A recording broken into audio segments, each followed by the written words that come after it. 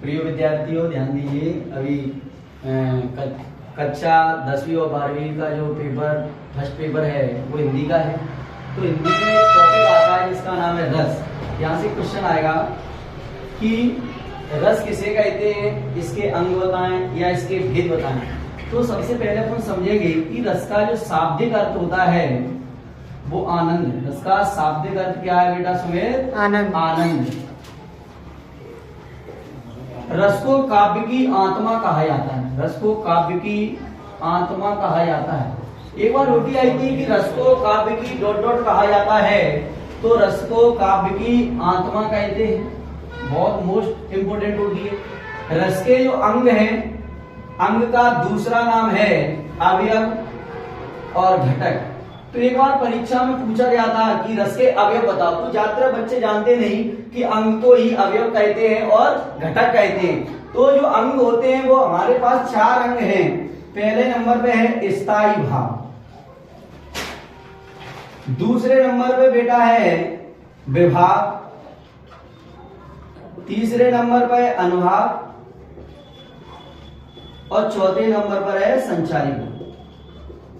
कक्षा 10 में बहुत बार रोटी आई। संचारी भावों की संख्या 33 होती है, स्थायी भाव की संख्या 10 होती है और विभाव की संख्या 2 होती है, अनुभाव की संख्या 4 होती है। विभाव 2 होते हैं, एक होता है आलंबन और एक उद्दीपन। संचारी भाव की संख्या 33 होती है। कक्षा 10 के लिए बहुत इंपोर्टेंट होती है कि संचारी भाव की संख्या कितनी है? 33। सबसे पहले बेटा परिभाषा समझते हैं कि रस की परिभाषा क्या होती है। तो रस की परिभाषा की ओर अपन चलते हैं। किसी काव्य को काव्य का मतलब हुआ जिसमें नाटक, कहानी, एकांकी, उपन्यास। तो किसी काव्य को पढ़ने, सुनने या देखने से श्रोता के अंदर, श्रोता का मतलब होता है सुनने वाला, जो बात को सुनता है, श्रोता के अंदर जो आनंद की अनुभूति होती है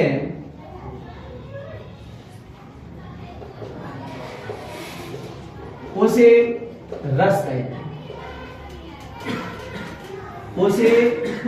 हैं। तो ये अपन ने थोड़ी सी बेसिक जानकारी ग्रहण करी कि रस से संबंधित अगर क्वेश्चन यहाँ से, और इस जो लेक्चर जो पहला है यहाँ से कक्षा 10 के लिए और कक्षा 12वीं के लिए क्वेश्चन जरूर आएगा। अब बात चलती बेटा कि प्रकार, रस के जो प्रकार जिसको बोलते हैं अपन भेद, भेद का दूसरा नाम प्रकार है। तो अपन देखेंगे जितने रस के भेद हैं उतने ही उनके स्थायी भेद होंगे। जैसे पहले नंबर पर है श्रृंगार। तो श्रृंगार रस का स्थायी भाव रहती है। तो एक तरफ रस का नाम होगा और एक तरफ रस का स्थायी भाव होगा। तो जितने रस के नाम हैं उतने बेटा स्थायी भाव होंगे बेटा। तो सबसे पहले अपन ने देखा, पहला है श्रृंगार, श्रृंगार का रति।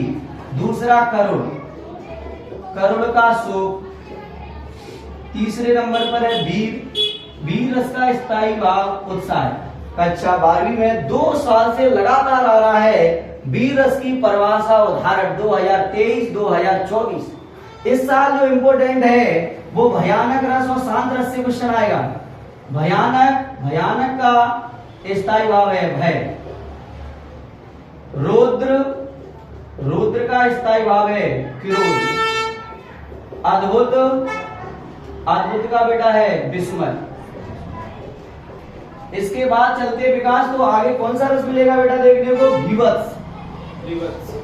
विवत्स का होता है जुगुप्सा या घृणा करना।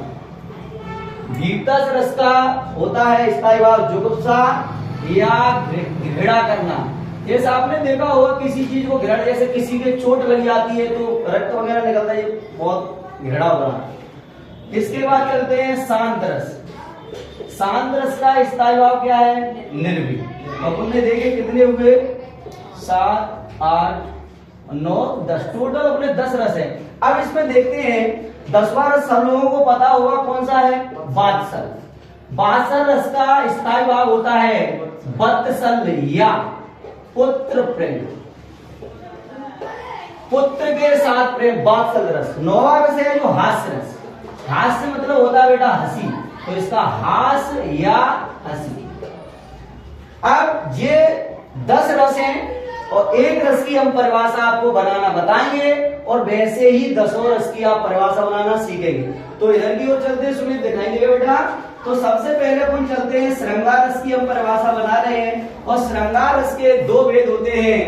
जो श्रृंगार रस के 2 भेद हैं वो कौन कौन से हैं? एक होता है संयोग श्रृंगार और एक होता है वियोग श्रृंगार। दोनों बात को स्पष्ट रूप से समझेंगे कि संयोग श्रृंगार का मतलब है जहां नायक और नायिका का आपस में मिलन होता है, उसे अपन संयोग श्रृंगार कहते हैं। जैसे राम को रूप निहारत जानकी, तो ये संयोग श्रृंगार रस का एग्जाम्पल है। तो एक बार उठी आया कि श्रृंगार रस के भेद कितने होते हैं? 2।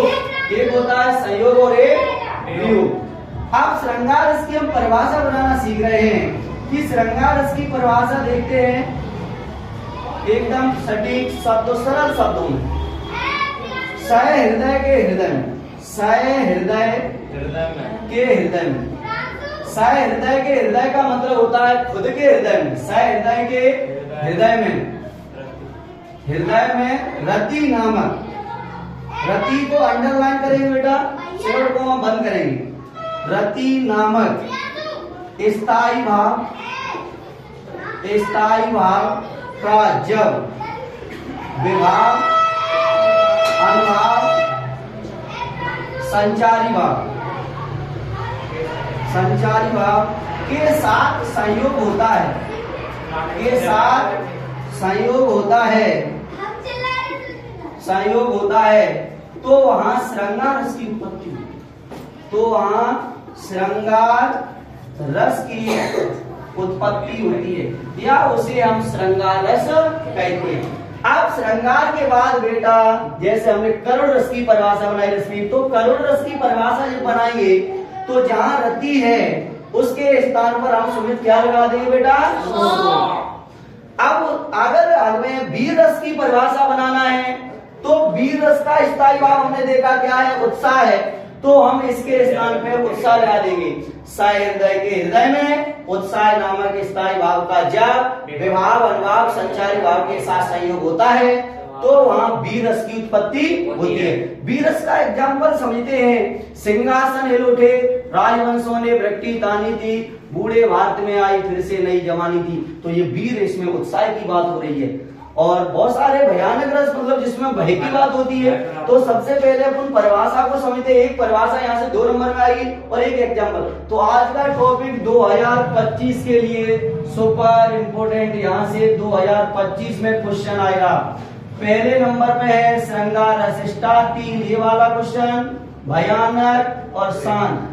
पेपर 25 का जो होगा इन 3 रसों में से एक रस आएगा गारंटी के साथ। और आपने देखा है परिभाषा बहुत सिंपल है, केवल हमें स्थायी भाव चेंज करना है, बाद बाकी वही तरीका है। तो आज के लेक्चर में जो भी किसी भी बच्चे को समझ में नहीं आए वो दोबारा पुनः पूछ सकता है। ठीक है, थैंक यू।